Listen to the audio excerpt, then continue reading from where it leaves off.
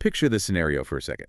You have two absolute heavyweights in a boxing ring. Right. In the blue corner, you've got the United States. They are fresh off a victory in World War II, just an absolute economic juggernaut. Yeah. And then in the red corner, you have the newly formed People's Republic of China. Huge population, massive potential. But here is the kicker. For more than 2 decades, they don't just refuse to touch gloves. They basically refuse to acknowledge the other fighter is even in the ring. It is the ultimate diplomatic silent treatment. I mean, it wasn't just a cold shoulder. It was a deliberate policy of total erasure. Exactly. They just pretend the other one's a ghost, all while, trading punches through proxies and threatening to burn the entire stadium down with nuclear weapons. Right, which sounds insane today. See, it sounds like the plot of a dystopian novel. Oh. But that ghost protocol was the defining feature of global politics from 1949 right up until the early 1970s. And then, in what is basically a geopolitical blink of an eye, the void collapses. Yeah. We go from nuclear threats to clinking champagne glasses in the Great Hall of the People. Yeah. It is arguably one of the wildest 180-degree turns in modern history. And a masterclass in what the history books call realpolitik. So today on the Deep Dive, we are unpacking this roller coaster relationship between the USA and the PRC. And we've got some incredible source material for this. We really do. We've combed through a stack of intelligence reports on military clashes, excerpts from Henry Kissinger's book on China, and declassified foreign policy briefs from the Nixon era. And we are specifically tailoring this deep dive today for the IB history learner out there, or really anyone who wants to understand the mechanics of the Cold War beyond just the standard USA versus USSR narrative. Right. We are going to move past the what and really dig into the why and the how. So we have a clear 3-part mission for you today. First, we need to understand the toxicity. Why was the relationship so broken to begin with? The deep freeze. Second, the pivot. Who broke the ice? Why did they do it? And how did they actually pull it off? And third, the scorecard. The scorecard is key. Right. In the cold light of day, who actually won the breakup? Or rather, who benefited most from the makeup? And that scorecard is fascinating because on the surface, it looks lopsided. But when you dig into the strategic details from the sources, it gets much more complex. Let's get into it. Part 1, the deep freeze. We have to start at the origin point. October 1949. The Chinese Civil War wraps up. Right. October 1st, 1949. Mao Zedong stands at the gate of heavenly peace and proclaims the founding of the People's Republic of China. The CCP has won. Exactly. The communists have won. And the nationalists, the GMD, led by Chiang Kai-shek, they flee to the island of Taiwan. And keep in mind, the Americans had backed the GMD with massive amounts of money and weapons. Now, in a normal world, you would expect the U.S. to look at that and say, well, our guy lost. You won the mainland. Let's exchange ambassadors and figure this out. But this wasn't a normal world. This was the dawn of the Cold War. So the U.S. engaged in a policy of strict non-recognition. Non-recognition. Right. To the United States, the government in Beijing didn't legally exist. As far as Washington was concerned, the legitimate government of all of China was sitting on that island, Taiwan. Which is just wild to think about now, excluding the most populous nation on Earth from the diplomatic map. It was the policy of containment in its absolute purest form. The U.S. blocked the PRC from taking China's seat at the United Nations. Right. They cut off trade. They created what was effectively a bamboo curtain around the country to isolate Mao. But this wasn't just the silent treatment. Things quickly turned kinetic. We have to talk about the Korean War in 1950. This is barely a year after Mao takes power. This is where the theoretical hatred became actual bloodshed. North Korea invaded the South in June 1950. The U.S., leading the UN coalition, intervened and pushed the North Koreans back. But they pushed too far. Way too far, right up to the Yalu River, which is the border with China. And Mao views this as an immediate existential threat. Absolutely. He wasn't going to let an American army sit on his doorstep. The sources show he called the Americans imperialist wolves and sent in the People's Volunteer Army. Volunteer being a very loose term there. Very loose. It was the regular army. And this is crucial for you to grasp if you're studying this. This wasn't a proxy skirmish. This was the U.S. Army fighting the Chinese army directly. And it was brutal. The sources highlight a specific casualty that made this incredibly personal for Mao, too. Yes. Mao Anning, Mao's eldest son, he was killed by an American airstrike in Korea. So for Mao, the U.S. wasn't just an ideological rival or a capitalist boogeyman. They were the people who killed his son. Wow. It cemented a hatred that went far beyond politics. It really puts a personal face on the animosity. And while Korea is raging, You have friction everywhere else. You have the PLA entering Tibet in 1950. Which the U.S. and much of the world condemned as brutal expansionism and a reign of terror. But from Beijing's point of view, From their point of view, it was domestic consolidation. They were securing their borders. Then later on, you have Vietnam. Beijing saw the U.S. intervention in Vietnam not as a defense of democracy, as the U.S. claimed, but as part of a larger encirclement strategy. they looked at the map. U.S. troops in Korea, U.S. troops in Japan, U.S. troops in Vietnam, and the U.S. Navy patrolling the Taiwan Strait. They felt like they were in a chokehold. Exactly. And speaking of the Taiwan Strait, this brings us to a really key term for the IB learners' brinksmanship. I feel like this term gets thrown around a lot. Yeah. But what did it actually look like in the 1950s? It looked like the end of the world. You had two major crises. In 1954 and 1958, the PLA started shelling the offshore islands of Quemoy and Matsu. These are tiny islands held by the nationalists. Tiny, just a few miles from the mainland. And the U.S. response wasn't subtle. Not at all. In 1954, President Eisenhower's administration seriously debated the use of nuclear weapons to defend those islands. They signed a mutual defense treaty with Taiwan. They were willing to risk a global nuclear war over islands that most Americans couldn't even find on a map. Right. Why? Yeah. Why go to the nuclear option over a few rocks? Credibility. The domino theory was the operating system of the U.S. government at the time. They believed if they showed weakness on Taiwan, Japan, or the Philippines, might lose faith in American protection. So they had to draw a line in the sand. They had to show they were willing to go to the brink to stop communism. So from Beijing's perspective, the U.S. is a terrifying, nuclear-armed bully that is actively trying to strangle their revolution. Precisely. And from Washington's perspective, China was an out-of-control fanatic, especially when the Cultural Revolution kicked off in 1966. That's the internal chaos, the Red Guards, the purges. Right. To the West, China looked like a madhouse. You have diplomats being attacked, the burning of embassies. It reinforced the idea in Washington that the CCP was irrational, dangerous, and exporting instability. So by the late 1960s, relations aren't just at zero. They're in the negatives.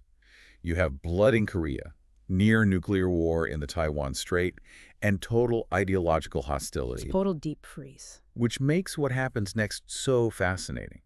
How do we get from that, from imperialist wolves to Nixon shaking Mao's hand in 1972? Who blinked? It wasn't really about blinking. It was about looking at the map and realizing the geometry had changed. We have to talk about the triangle. The U.S., China, and the Soviet Union. We often fall into the trap of thinking communism was one big happy family. But by the late 1960s, the Sino-Soviet split was nasty. They were fighting over who led the global revolution, and they were actively disputing borders. And it wasn't just a debate over marks, they were shooting at each other. Literally shooting.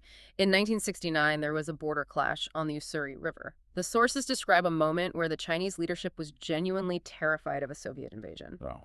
Even possibly a nuclear surgical strike by Moscow against Chinese facilities. Kissinger notes this heavily in his book. That is a major plot twist.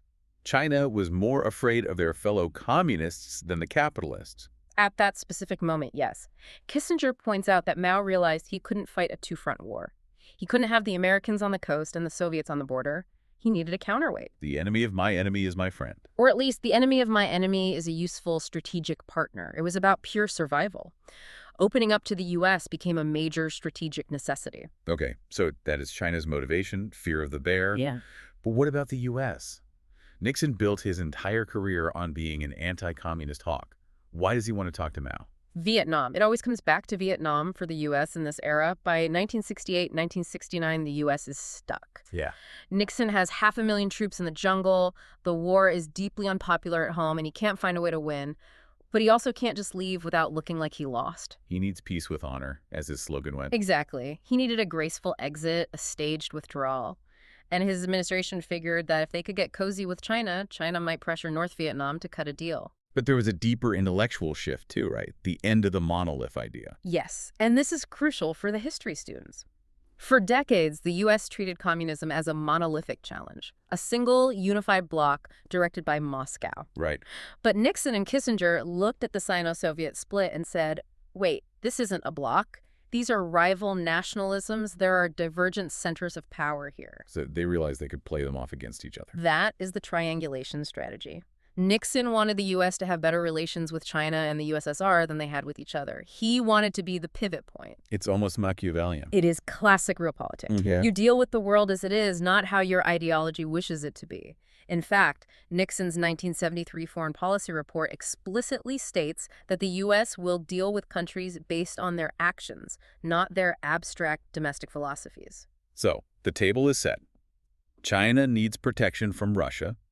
The U.S. needs help with Vietnam and leverage against the Soviets, but someone has to actually make the first move. You can't just call up a country you don't recognize. It was a very delicate dance. You had ping-pong diplomacy, the exchange of table tennis players, which softened the public mood. But the real work was covert. Right, Kissinger's secret trip. Kissinger flying to Beijing in secret. He feigned a stomachache in Pakistan to slip away for secret meetings with Zhu and Lai. That story always gets me. The National Security Advisor faking a stomach bug to sneak into a closed country. And it worked. It paved the way for Nixon's visit in February 1972, the week that changed the world. So they meet, they sign the Shanghai Communique, Yeah. the ice breaks. Now we get to the part I really want to dig into, the scorecard. Because when you look at the lists of benefits in the source material, it feels uneven. This is where the historical debate happens. If you look at tangible, permanent gains, you have to lean towards China. China's biggest win has to be the United Nations. Absolutely massive. In 1971, the momentum shifted. The U.S. stopped actively blocking Beijing, and the UN voted to expel Taiwan and give the seat to the PRC. We need to pause on why that matters. It's not just a nameplate on a desk in New York. No, it is a permanent seat on the Security Council. It comes with veto power. It instantly made the PRC a global player with the power to block international resolutions. And massive diplomatic influence in the developing world. Exactly. It validated the CCP as the only China in the eyes of the world. And it opened the floodgates for trade. Right. China was pushing for modernization, and they desperately needed technology. After the thaw, China could suddenly buy American airliners, fertilizer plants, scientific instruments. They jump-started their economy with Western tech. Okay, so China gets the UN, they get trade, they get security against Russia. What about the elephant in the room? Taiwan. Did the U.S. just throw Taiwan under the bus? This is the most complex part of the scorecard. The U.S. did make massive concessions. In the Shanghai Communique, the U.S. acknowledged that all Chinese on either side of the Taiwan Strait maintain there is but one China. That is some rigorous diplomatic gymnastics. It is. They didn't agree to it, they just acknowledged that's what the Chinese believe. But then in 1979, under Carter, when full diplomatic relations were established, the U.S. severed official ties with Taiwan. And this is the kicker, terminated the Mutual Defense Treaty. The treaty Eisenhower was willing to use nukes for, just gone. Gone. And they placed a temporary moratorium on arms sales. So if you were sitting in Taipei, this looked like a total betrayal. It sounds like China got everything they wanted. What did the U.S. actually get? Did they just get played? No, the U.S. wins were strategic, but they were more about the long game of the Cold War. First, the China card worked against the Soviets. Moscow was terrified of this new U.S.-China friendship. Right. It forced the Soviets to come to the table with the U.S. because they feared being encircled. It maintained detente with the USSR. So it made the world safer, in a way. It stabilized the great power dynamic. Secondly, it did help indirectly with Vietnam. It isolated Hanoi a bit more, although, as we know, it didn't save South Vietnam in the end. And thirdly, it brought regional relief. It allowed the U.S. to reduce its military footprint in mainland Asia. They didn't have to plan for a massive land war with China anymore. So the U.S. traded Taiwan's official status for a massive advantage over the Soviet Union. Essentially, yes. They sacrificed an ally to checkmate an enemy. But, and here's the nuance, the U.S. didn't abandon Taiwan completely. Right. They passed the Taiwan Relations Act in 1979, right after the switch. Which basically says we will still sell you weapons. Exactly. It committed the U.S. to providing Taiwan with arms of a defensive character. So they closed the front door of the embassy, but left the back window open for arms deals. Which Beijing hated. They were furious, but they swallowed it. Why? Nice. Because the strategic necessity of the anti-Soviet alliance was too strong. They needed the U.S. more than they hated the arms sales. That brings us to the summary of who won. The sources seem to suggest China won the breakup in terms of hard assets, modernization, legitimacy. But the U.S. won the Cold War positioning. I think that is a very fair assessment. China gained the immense tangible benefits to become a superpower. The U.S. gained the strategic maneuvering room to win the Cold War against the Soviets. It's interesting that you mentioned the U.S. winning the Cold War, Yeah. because the sources have this caveat about the Reagan era. The honeymoon didn't last forever. No, it certainly didn't. When Reagan came in, he was much more vocal about supporting Taiwan. He actively resumed and ramped up arms sales. And China stayed. They didn't snap back to the deep freeze. They stayed. The relationship held. It proves that the foundation of this relationship wasn't friendship, it was interest. Even when they were incredibly annoyed about Taiwan, the economic and anti-Soviet benefits kept them at the table. It goes back to that famous Lord Palmerston quote. Nations have no permanent friends or allies. They only have permanent interests. That is the thesis statement of this entire era. Ideology, communism, democracy, capitalism, it all took a backseat to national survival and power. Before we wrap up, I want to leave you, the listener, with a thought from the source material that I found really provocative. We talked earlier about how China wanted to lead the world revolution, replacing the Soviets. Right, they definitely had the rhetoric. They supported revolutionary movements to replace the USSR as the world leader of revolution. But the sources point out that China was somewhat of a paper tiger in this regard. They had the will, but they lacked the resources to actually do it. They didn't have the global reach or the delivery systems for the nuclear weapon. They were a regional power with global aspirations, but very limited means. So here's the question for you to mull over. If China had possessed the resources and the delivery systems for their nuclear weapons back then, if they had been a true global military peer in 1972, would the U.S. have dared to open the door? That is the million-dollar question.